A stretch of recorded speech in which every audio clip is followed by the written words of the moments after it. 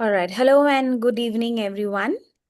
Welcome to Positivity's session on Good Girl Syndrome. We are so happy to have all of you join us today. Whoever is watching us through YouTube and the webinar participants, thank you for taking out the time and joining us for a valuable discussion. I am Shatadeepa. I am a therapy and operations lead at Positivity, and I'm so glad to be introducing Positivity to all of you today.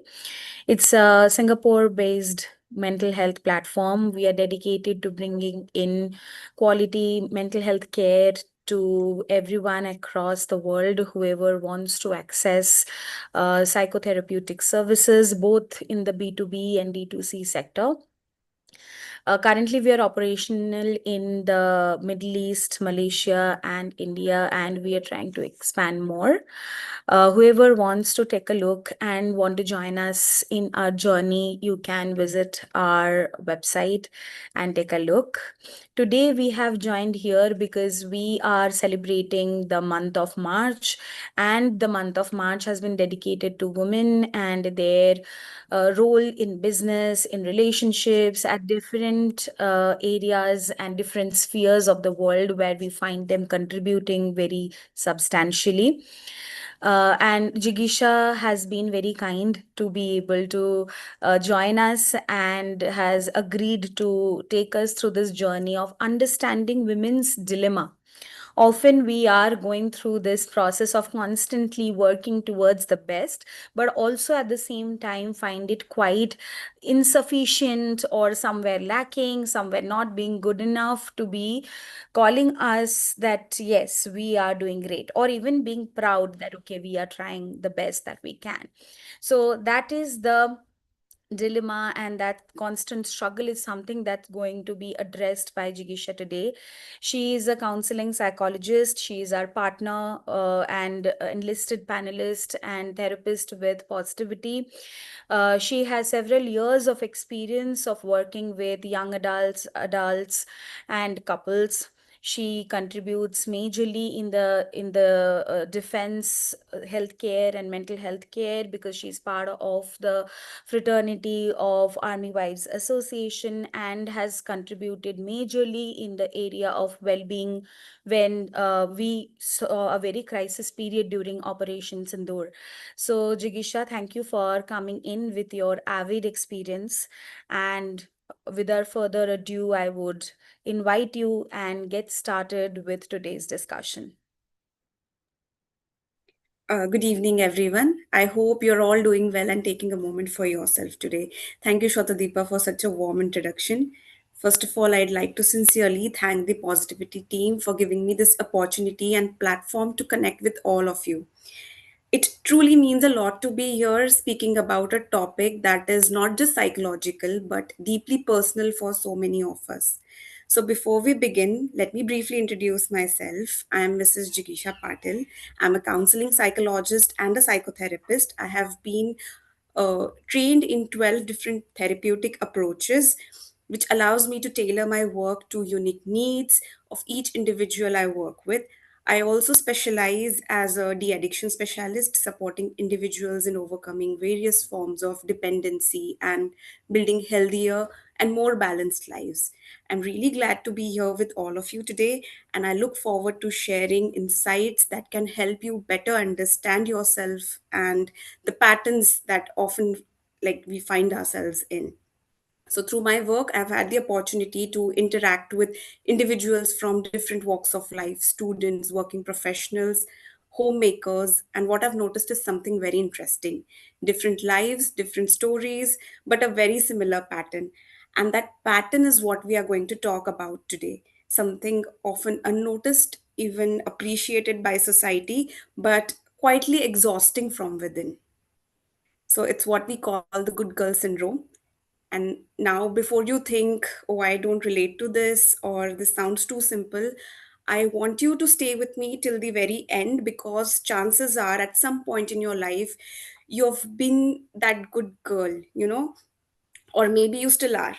I want to just start with a small thought uh, the idea that of saying yes when we actually want to say no, or just staying silent during some conflict to escalate it, or feel guilty for choosing yourself. So, this is what we are going to talk about today. Great. I think it's a very, very relevant topic that we have selected, and I'm sure that most of us are looking forward to learning ways that we can address that, right? Yeah. So, do you want to share your screen? Is there anything that we should look at? Yes, definitely. I'll just share my screen with you all.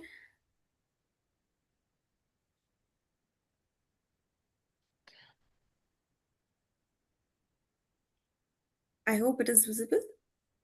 Yes, yes, we can see it. All right. So, today we are not just going to understand this pattern, we are going to gently unlearn parts of it and how to reconnect with more authentic versions of ourselves. So, once again, a very warm welcome to each one of you who has taken time out to be here today. I truly believe that when we choose to attend something like this, it's not random. Somewhere, something within us is looking for clarity, for validation, or maybe even for a change. I also want to acknowledge something important, that you all come from different backgrounds. Some of you might be students, some of you are working professionals, some are managing homes, families, responsibilities.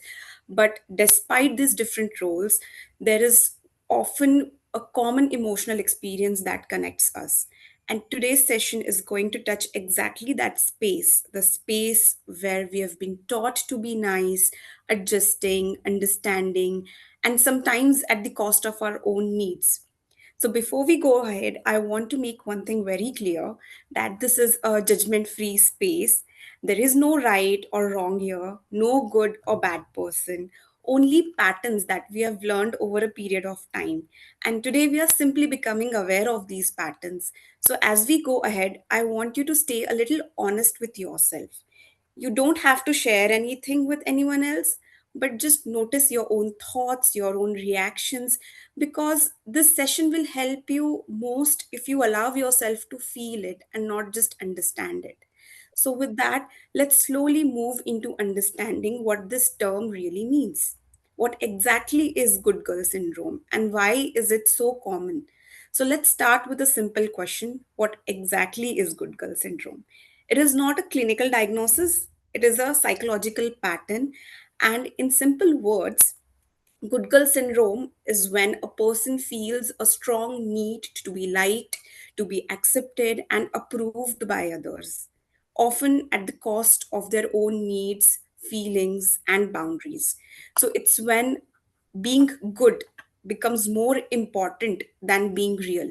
And it doesn't mean you're kind or caring or a nice person. Those are beautiful qualities, of course. But here, the difference is that you're not being good because you want to. You're being good because you feel like you have to. And that is what we have to understand today. It can look like small things in our life, like saying it's okay when it's actually not okay, agreeing to plans when you're completely exhausted, or smiling in situations wherein you're feeling extremely uncomfortable.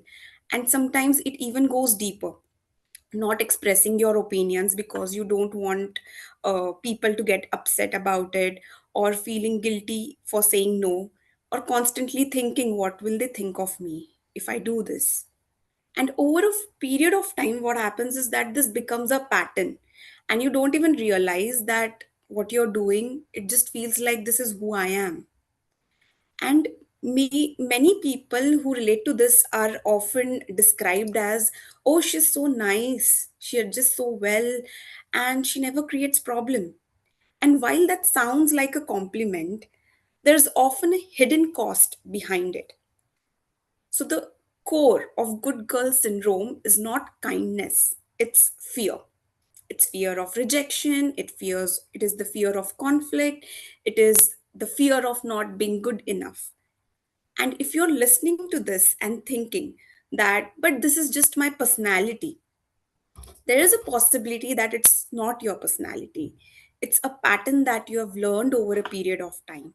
And that brings us to the next important question, that is, if this is a learned pattern, where does it actually come from? that is what we are going to understand today, right? So, what are the root causes of good girl syndrome, right? If this pattern is so common, it didn't just appear out of nowhere, right? It was learned slowly, subtly over a period of time. So, the first and the foremost reason for it is our childhood conditioning. So, for many of us, this starts right from the childhood. We were often appreciated for being a good girl. You're so obedient, you adjust really well, you don't answer back. And every time we behaved this way, we were rewarded. Maybe the reward was in the form of a praise, maybe it was in the form of love, or in the form of an approval. And as children, that was all we really want, right? So our mind, it quietly learns it that if I'm easy, I am loved.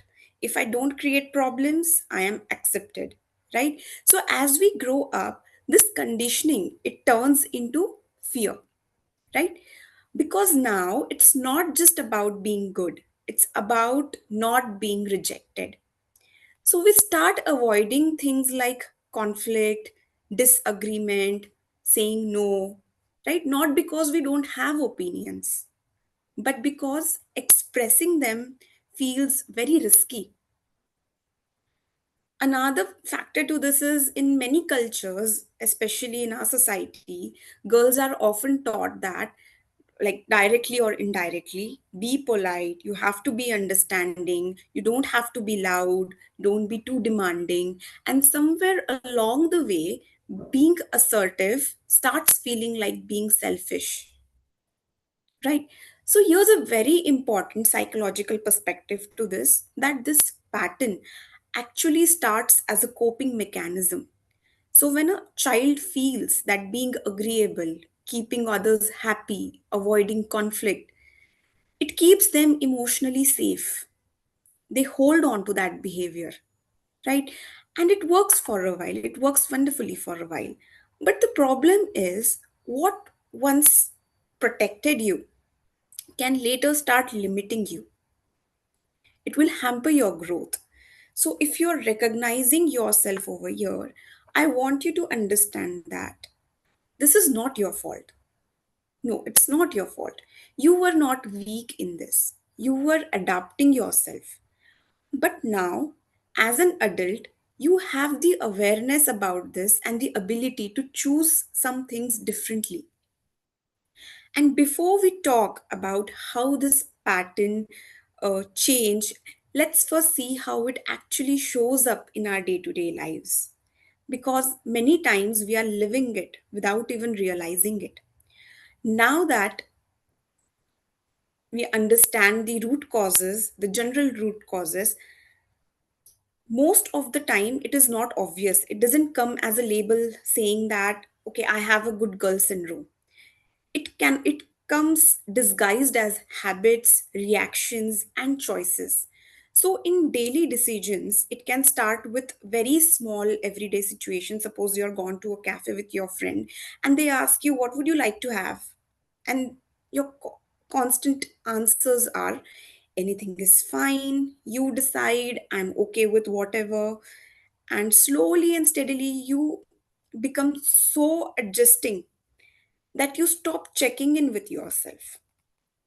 Okay, what do I actually want? At workplace, it often looks like taking an extra responsibility, even when you're already overwhelmed, not speaking up in meetings, even when you have like the brightest ideas, struggling to say no to your colleagues or seniors. And because of that, you may feel overworked, you may feel overwhelmed, and at the same time, you are also overlooked as a person. It may reflect a little bit different in personal relationships. This pattern becomes even more intense. You may find yourself prioritizing other person's needs all the time, avoiding difficult conversations, staying silent even when something is hurting you, and over time, this can turn into resentment because you're giving so much of yourself but not really being seen in it. At home, especially, you might feel responsible for everyone's emotions. If someone is upset, even if they are staying in long distance, you feel that it is your job to fix it. You ruin your entire day thinking about that this person is upset with me. If there's conflict, you try to smooth things over. You feel that it is your responsibility to resolve it, and in doing that you slowly take on emotional pressure that was never fully yours. But the most important place this shows up is in your relationship with yourself. You may experience guilt when you rest. I've seen a lot of women who were my client who simply don't admit that they're resting. They feel that it is some sort of a crime to rest. So they never admit it. Guilt when you say no, guilt when you choose yourself. So, as if your needs are somehow less important. And the tricky part is from the outside, it looks fine. You're responsible, you're kind, you're dependable. But internally, you might feel that you're unheard and even disconnected from who you really are. So, as you're listening to this, I just want you to gently notice where in your life does this show up the most. No need to answer anyone. Just be honest with yourself. Because once we start noticing these patterns, the next important question becomes, what is this actually doing to us over a period of time? Right? For that, I have some psychological theories that also support why it happens, right? Now let's understand this pattern from a psychological lens, because what we are experiencing here is not random. It is deeply rooted in how our mind learns and how it adapts. So first and the foremost theory is of the operant conditioning. It is learning through rewards. So when a behavior is rewarded, we tend to repeat it. So as children, when we were quiet, obedient, adjusting, you were already, like, you were always appreciated for it, you were praised for it, you were called a good girl for it, and your brain, it has registered that as this behavior gets me love and approval. So naturally you kept repeating it, and over a period of time this turns into what we call as a people pleasing behavior.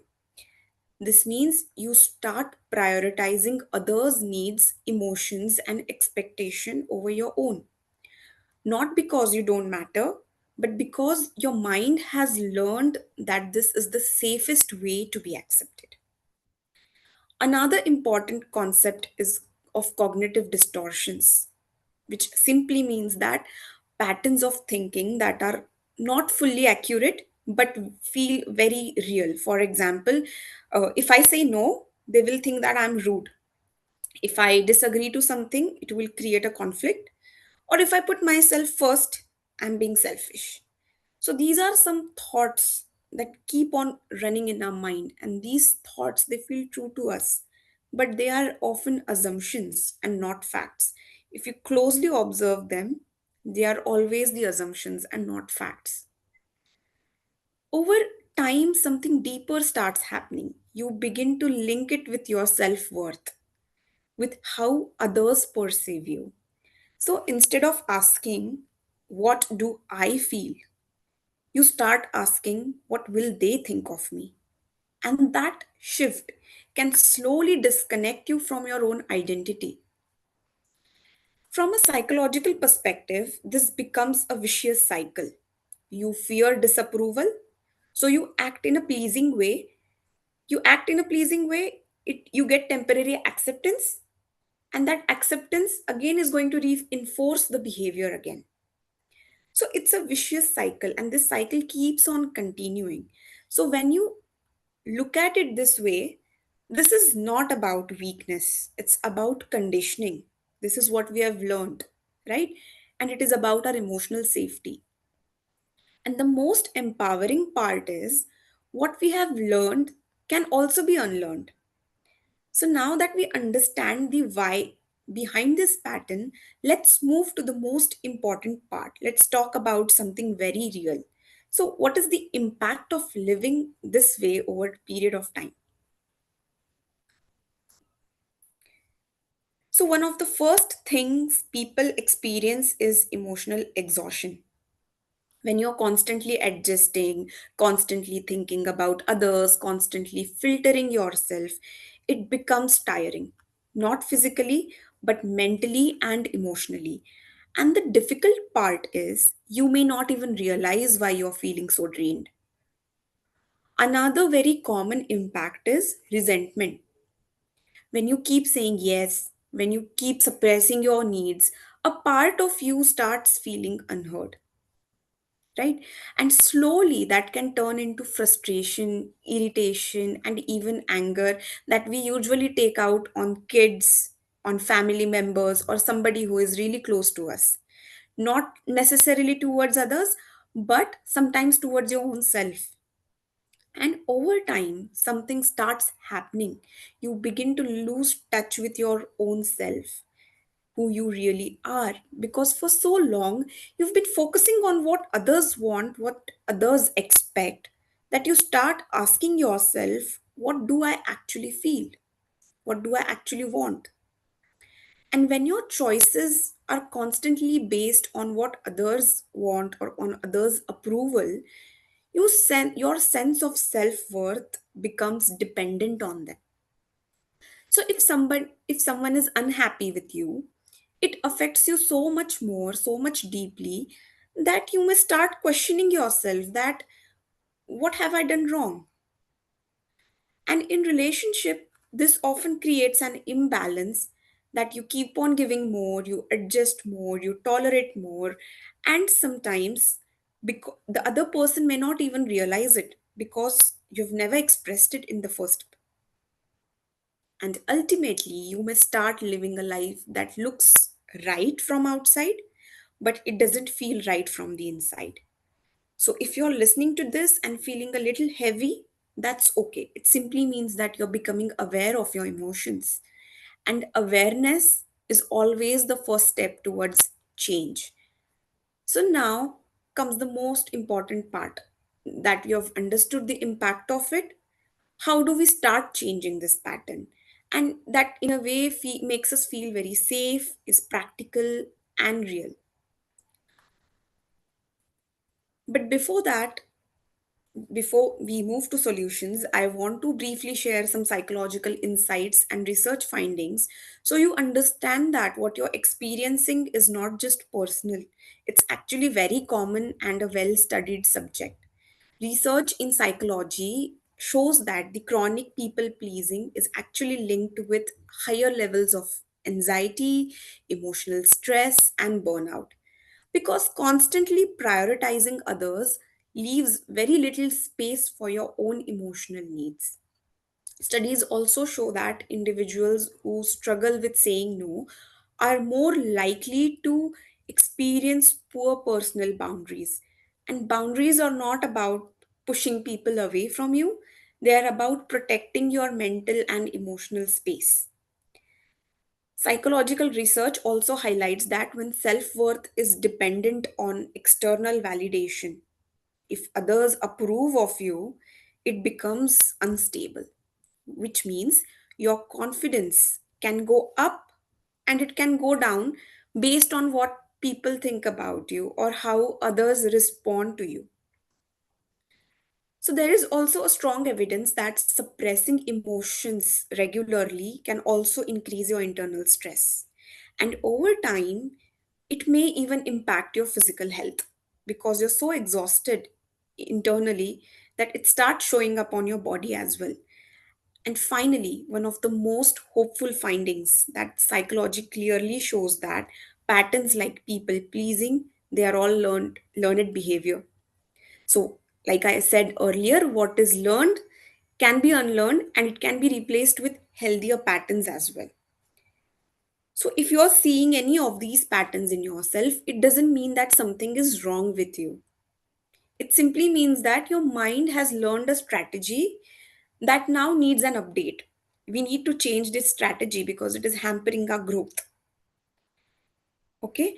And that brings to our next part of today's session, like how do we start breaking this pattern in real, in practical ways? So, how do we actually change this pattern? Before we begin, I want you to remember that this is not about being rude. You don't have to learn to be rude just to be overcome this syndrome or completely change your personality. It is about, creating a balance. So, like I said, the first and the foremost step is awareness, right? Begin to notice these pattern in you. When do you say yes but mean no? When do you stay silent but want to speak? Or when do you feel that inner discomfort? So just start noticing these things within you without judging yourself. Step number two is start practicing small no. You don't have to suddenly start saying no to everything. It will get difficult for you, believe me. So start small. Say no in low pressure situations. You can delay your responses instead of immediately agreeing to anything. For example, instead of saying yes instantly, you can say, "Let me think about this and get back to you." Right? Next thing that is associated with no is that immediately it is followed by a guilt. So, one of the biggest challenges you'll face is guilt. So, when you start choosing yourself, you might feel like you're doing something wrong. But choosing yourself is not selfish, it is necessary. So, guilt doesn't always mean you're wrong. Sometimes it just means you're doing something new. You'll have to set some healthy boundaries for yourself because boundaries are very important part of this process. And they can be simple, like expressing your limits clearly, being honest about what you can do and you cannot do. You don't have to over explain yourself, you don't have to explain everything. A simple, respectful no is enough, right? Now, once you do that, it is natural that it is going to cause you some sort of discomfort. So, this is something very important. So, when you change your pattern, it will feel uncomfortable because you're doing something unfamiliar, right? But discomfort, that doesn't mean that it is dangerous, it's growth, right? So start building a relationship with yourself again. Ask yourself simple questions. What do I feel? What do I want? What do I need right now? And slowly start honoring those answers. It can be simple as next time when you go to a cafe and somebody asks you, "What would you like to have?" Be firm with your answer. Don't say whatever you like, anything is fine, anything works for me. Next time, ask yourself, what do I actually want to have? Right? And you place your order confidently. These are the simple things that you can start practicing right away. At the core, you need to shift one belief from "I need to be liked by everyone." You need to be honest with myself. Like you have to say that I need to be honest with myself instead of being liked by everyone. So, this is something that you need to analyze and scale. Also, this is not a one day change, it is a process. But every small step is a step towards a more authentic and a peaceful version of you. And as we come towards the end of this slide, I want you to leave with one final thought. Many people, they understand everything we discussed, right? But still struggle with one thing, and that is saying no. How to say no. That is where you get stuck. I'm ready to change myself. I'm ready to bring about that growth. But I simply cannot say no. And if that's you, you're not alone because saying no is not just a word, it's an emotional experience, right? It brings up a lot of guilt, it brings up a lot of fear, discomfort, and sometimes even anxiety about how the other person will react. Okay, so I'll give you a few tips on how to start your journey to politely say no. So start with a pause. Don't answer immediately. So one of the simplest but most powerful technique is don't respond immediately. For example, if someone asks you, "Can you do this for me?" Instead of saying yes automatically, what will you do? You will if the message has to reach immediately on urgent basis, you can say that, "Let me check and get back to you." This small pause will give you some space to actually think instead of reacting out of habit. That yes actually comes because of the habit. So we need to change that. That doesn't mean that you start saying no for each and everything. It actually has to be meaningful no, right? Second is use a firm but polite language. You don't have to be harsh when you're saying no. You can be respectful and clear at the same time. For example, when you say I'll try and do it, you're giving the other person some hope. And the moment you're not able to be up to the mark, or you're not able to fulfill the wish, what will happen? The person is naturally going to get disappointed. Instead of that, you be certain.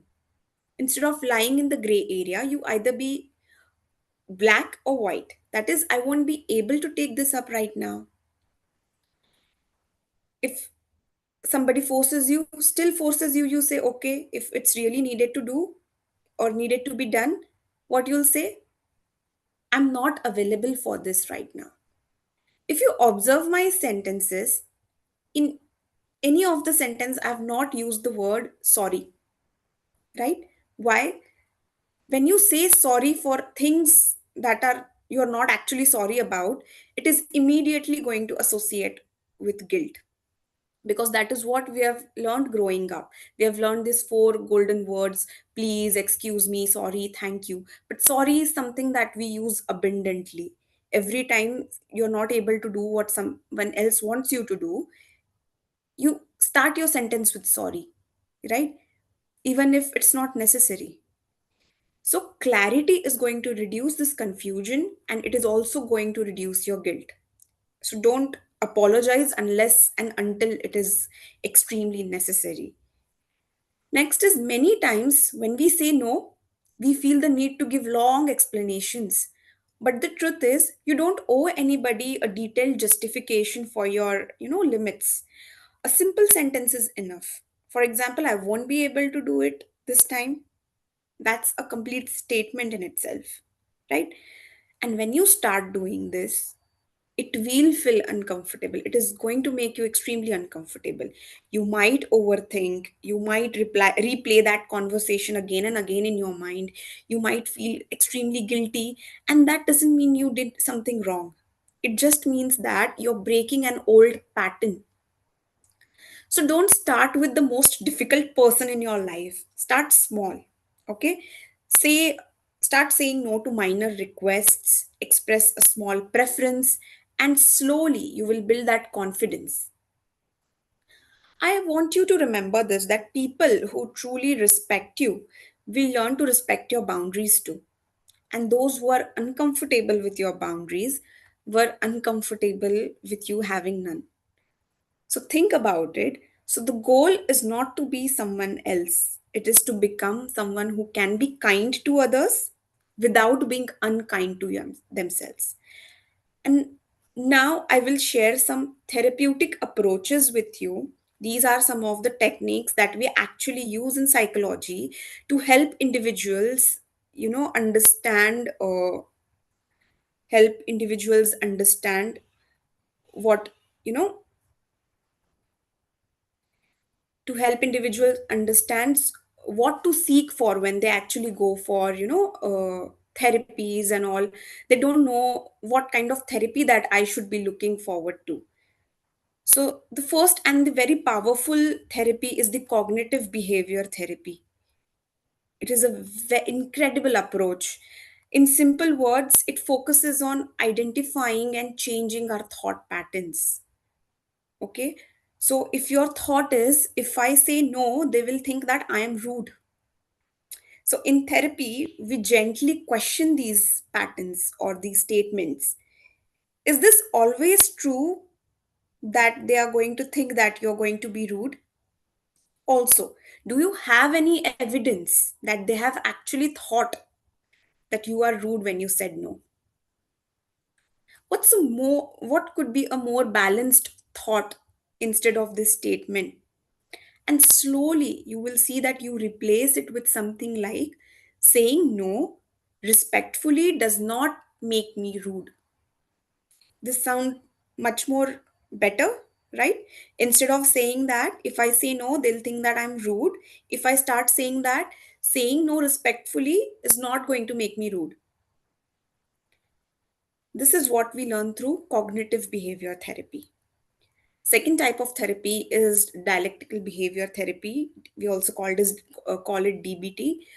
It is again a very helpful approach. It focuses on helping you manage your intense emotions and respond more mindfully. So this is especially useful if you feel overwhelmed by guilt when you're saying no, or you struggle to handle conflicts and emotional reactions. So, one important skill from DBT is learning to pause before reacting. For example, like we discussed, instead of immediately saying yes out of habit, what will you do? You will take a moment, notice your discomfort, and then respond more consciously. If you fumble, you replay what you're going to say in your mind, right? A statement, polite statement. If it doesn't come naturally, you'll have to practice it.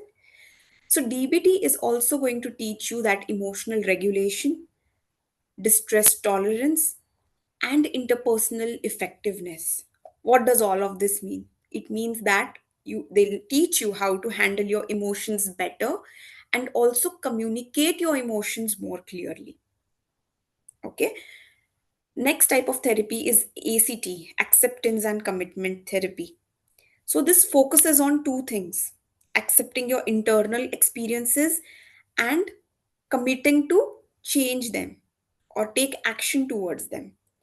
In simple words, it helps you stop fighting your thoughts and feelings. For example, you may still, after doing everything that I've told you, you'll still feel guilty when you say no, right? But now, instead of letting that guilt control your behavior, you learn to say, okay, I feel guilty, it is natural, but I still choose what is right for me. What have we done here now? We have learned a very core concept from ACT, that is value based living. We all grow up with certain set of morals, ethics, right? And when we are put in a situation when we have to choose between our ethics and something that you're uncomfortable doing, what will you choose? Okay. So instead of asking what will people think, you start asking what kind of a person do I want to be, and then you take actions that align with that. So both these approaches, they help you from automatic reactions to conscious and value based choices, right? For mothers especially, it is going to help you stop that generational trauma that you have gone through and impose it on your kids. That takes us to assertive training. So, another important approach is assertive training. This is going to help you express your needs clearly, confidently, and respectfully. It's about finding that balance between being too passive and being too aggressive. Now, when you're going to face this, is when you keep on saying no to the other person, but since the other person is not protecting your boundaries, they will keep on insisting you like please do it, please do it, please do it, even after saying multiple no's, right? So now you'll have to balance it out, whether you're saying it too passively or too aggressively. And then once you're forced again and again, what you'll end up saying, you'll say that it's okay, I'll manage and do it somehow. But you'll have to still stick to your decision and say I won't be able to take it up right. So, same situation, but very different experience. And then we will work on your inner child. That is, this pattern lies in your childhood. Not everybody will have the same experience. It will be curated as per your own pattern that you have followed growing up. The part of you that learned, I need to be good to be loved. And in therapy, we don't judge that part. We understand it, we support it. And slowly, you start giving yourself the validation that you were earlier seeking from others. There is a concept called cost benefit analysis in psychology, and something we often use in therapy also. And why it is important? Because it helps us see the both sides of our behavior. What is it giving you and what it is costing you? So because most patterns, including people pleasing, continue, and not just because they are harmful, but because they also give us something in return, right? Sometimes we feel that, okay, it's okay, I'll just say yes and get away with it, instead of going through that entire emotional roller coaster. But you don't realize the cost that you're paying here is much more than the benefit it is going to give you, because you have not really analyzed it. So always and always think about the cost that you're going to pay versus the benefit it is going to give you, right? In this case, what is the cost that you're paying? Emotional exhaustion, feeling taken for granted, resentment building inside you, low self worth, losing clarity about what you actually want. And what is the benefit that you're receiving? Just accepted, liked by others, appreciated, and a sense of belongingness. So now you weigh and see what is more important to you, and then you can work accordingly. So, what we see here is this behavior is going to give you short term comfort, but it is going to create a long term discomfort within you. So, when you start setting boundaries, it may feel uncomfortable in short time, but over time, it is going to create long term peace and clarity. I hope you are understanding the point, because these are some self compassion practices. Many people with this pattern are very kind to others, but they're very harsh on themselves. So, an important part of healing is learning self compassion, talking to yourself with kindness, not criticizing yourself. And that takes us to the next part of finding healing and balance. Okay.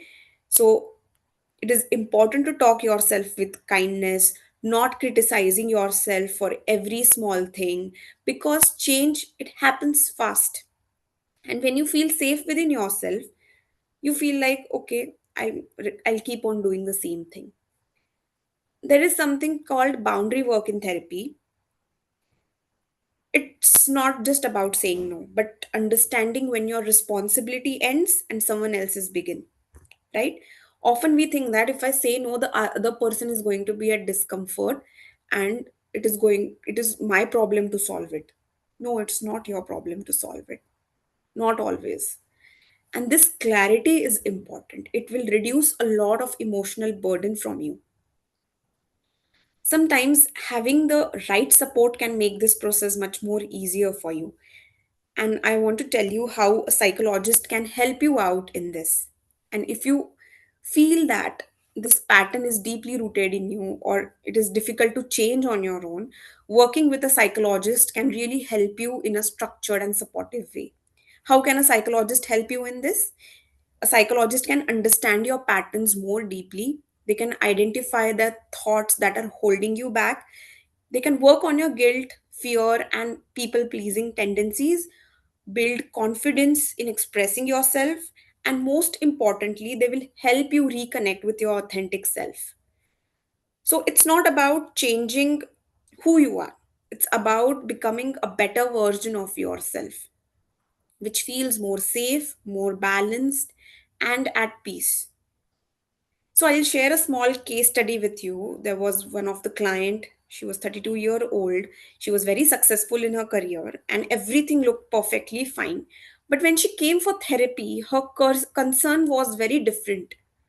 She said, I don't know what I want in life and I feel stuck making, even simple decisions. She wasn't someone who couldn't say no at all the time. She was able to say no, but she constantly doubted her own choices, whether it was choosing the right career for herself or deciding about marriage, or even small personal decisions in life. So what she would do, she would always seek multiple opinions, and still she would feel unsure about what to do, as if she needed somebody all the time to tell her this is the right thing to do. Now deep down she had a strong fear of making wrong decisions, because somewhere she had learned that being good girl or being good also meant that you have to make the right decision all the time. Also, you have to not disappoint anybody while making that decision, and also living up to that expectation. So instead of trusting herself, she relied on external validations. Despite getting so many perspectives from talking to everybody, she would still feel confused to what to do. So in therapy, what we did was we explored her early experiences, and she realized that growing up, all her decisions were taken by her parents. They guided her, corrected her, and appreciated her for doing the right way. So what they thought was right was completely right. So naturally, she never really developed that trust in her own voice, what she wanted. So the work here was slightly different. So this is also one of the pattern of good girl, not just about saying no or this. So the work here, as I said, was slightly different because it just wasn't about correcting or helping her say no. It was about learning to, like, helping her to learn to trust herself. So we worked on reducing dependency on others, what others' opinion, and accepting that not every decision is going to be perfect, and building that comfort with uncertainty. So we introduced a lot of practices. She followed up and completed her, sessions. Now she would first ask herself, what do I feel like doing? And then she would take, of course, perspectives from people. But in the end, she would do what she felt like doing. And she used to sit with that answer. And over time, she started making that small decisions independently. Now, what we worked here was her confidence, right? Now, her confidence was not about taking the right decision, but it came from trusting that she could handle whatever comes next, even if her decision is wrong, right? She built that confidence that, okay, she can deal with it. So, having a good girl syndrome doesn't necessarily mean that saying no. It can come up in these patterns as well. Now, since we are, I have some like frequently asked questions from people, like what to do in situations like this. So, what if people think I have changed after I start saying no? So, the answer for this is, of course, they will think that you're changed. But I want to ask you one simple thing, that does every change is wrong? And that's not necessarily a bad thing. Change is not a bad thing. Yes, you are changing. You're becoming more aware. You're becoming more balanced, right? And growth will always look like change to others. So it is natural for somebody who has always been saying yes, yes, yes, yes. All of a sudden, when that person says no, people are going to be surprised. Like, what has happened? I never thought that this person would say no, right? So this is going to happen. What we have to learn is being okay with it. Next question is, how do I know if I'm being assertive or selfish? So this is a very important question. Like, ask yourself one thing. Am I respecting both myself and the other person? If you are if you are expressing your needs without hurting or disrespecting someone, that is assertiveness and not selfishness, right? So you have to respect both the person as well as your own needs. Also, yeah, are there any questions from the audience?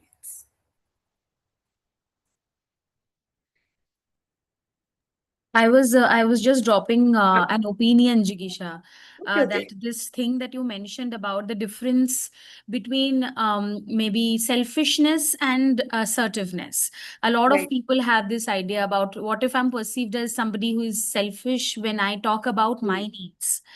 So that is the fear that often people feel uncomfortable to choose themselves, even at the cost of compromising and not feeling well, and suppressing their emotions. So creating that balance is Hmm. something that we have to work on in therapy, in therapeutic process, in a psychologist's office, right? That there's a difference between selfishness and self-care, and sometimes drawing that boundary, choosing yourself is self-care. So, and you were also mentioning this, right? The discomfort aspect, Hmm. that Yeah. when I start saying no or drawing, Hmm. drawing that boundary, I might feel very uncomfortable because I've not done this before. Hmm. This Hmm. is very new. And discomfort may often confuse me that if it's uncomfortable, then maybe there's something wrong. And Right. it might Absolutely. make me demotivated, that okay, I'm not happy being assertive, so why am I doing it? That's the biggest dilemma, that even when they start the journey, they stop after one or two Right. steps. So what do you think, how can we handle that? Yes, absolutely. Like I talked about the vicious cycle. So, with the help of psychologists, we will work on breaking that pattern, the exact pattern and the loop that we are stuck in. Because the moment you fall in for that, again you're going to in that people pleasing mode. People pleasing will give you temporary, appreciation and all, and again you will end up doing the same thing. So, our goal is to deal with that discomfort. Like I said earlier, yes, you will feel guilty, but in the end, you will do what is right for yourself and not what others want you to do. So that takes me to another question that was asked. It was, if I stop being good, will I lose people?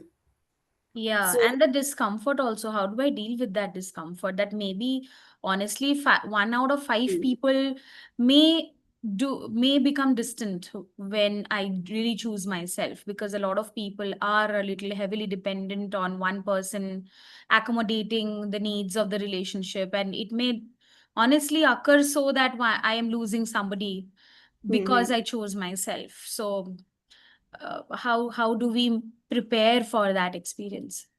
Yes, absolutely. This is one of the most common fears, that if I stop adjusting, if I start saying no, people are going to leave me. And the honest answer to it is that yes, some people may feel uncomfortable because they were used to a certain version of you that never said no, right? But people who truly value you will adjust to the healthier versions of yourself. And change is going to make you extremely discomfortable, but you have to train your mind that whatever you're doing, like if I say, Shotadipa, how long do you know yourself?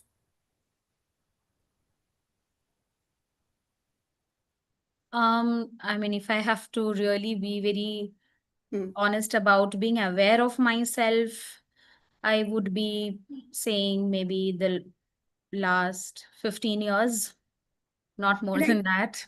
And Uh, if we have to talk biologically, you will be yeah, with yourself way by the more than time that. of Yeah. one, right? But So it's we half are of that I have known myself really well, or emotionally, or aware of my needs.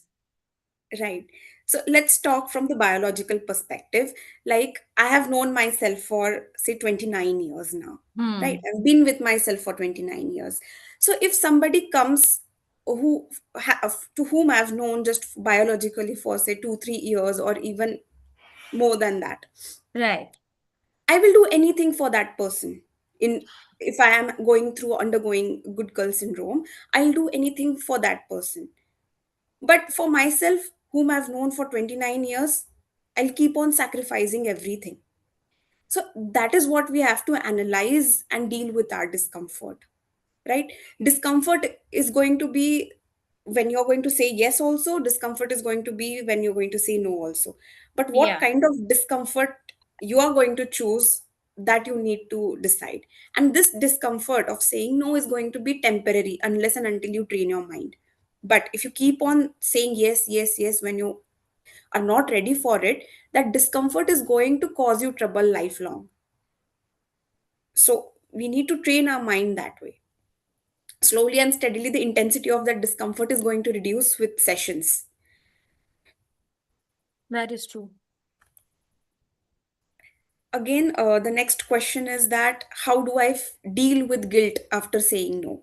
So guilt is very natural in this process, and here's a small shift that happens. Instead of thinking I did something wrong, because we always associate guilt with okay, something wrong we have done, and we start apologizing.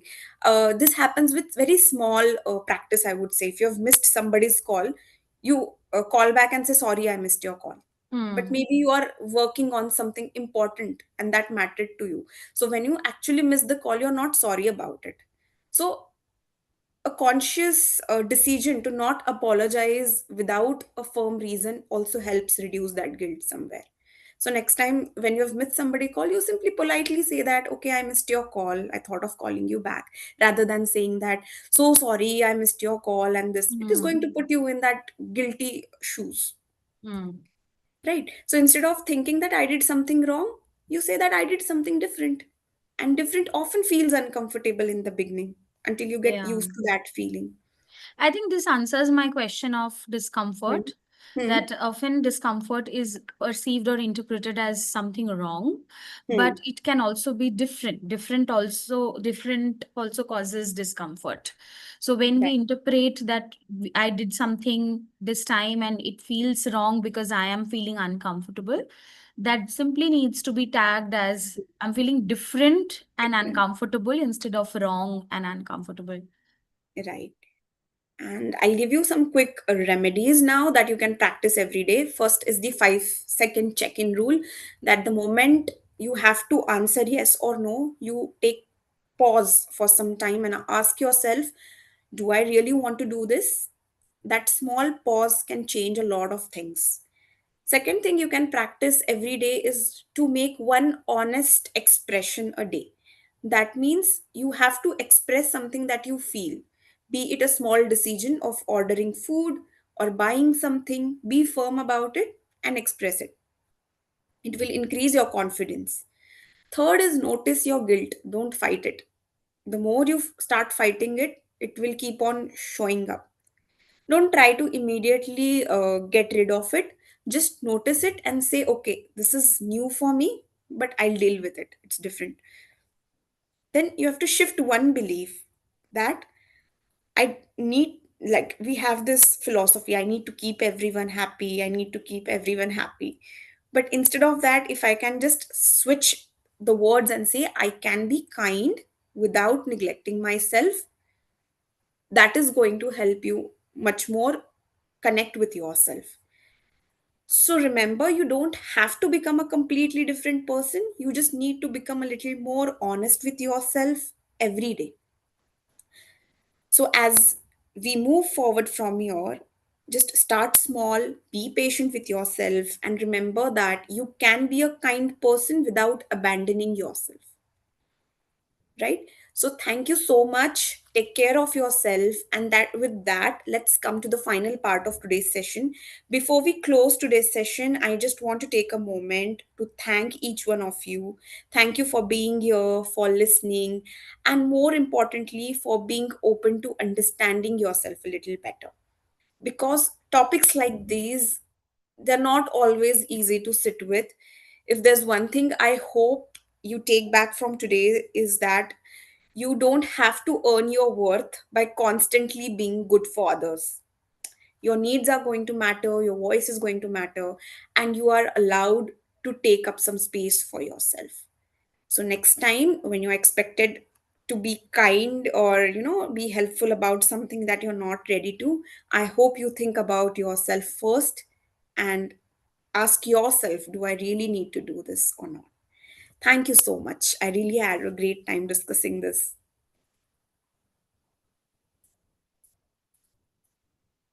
Uh, Thank you, Jigesh ma'am, for this insightful session. Shreya, you're not audible.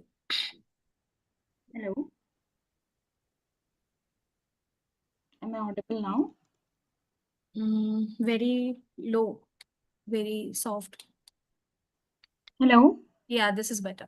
Yeah. Okay, so thank you so much, Jigisha ma'am, for engaging and talking about this topic.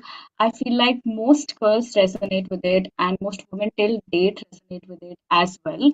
And especially I really like the part where you talked about techniques and also modalities on how to break free from these patterns. And I really like that one line that you necessarily don't need to have confidence within yourself, but you need to trust yourself to make the decision, and that's enough. So that was really intriguing and thought provoking to know as well. So thank you so much for this meaningful session. Thank you so much. I appreciate it.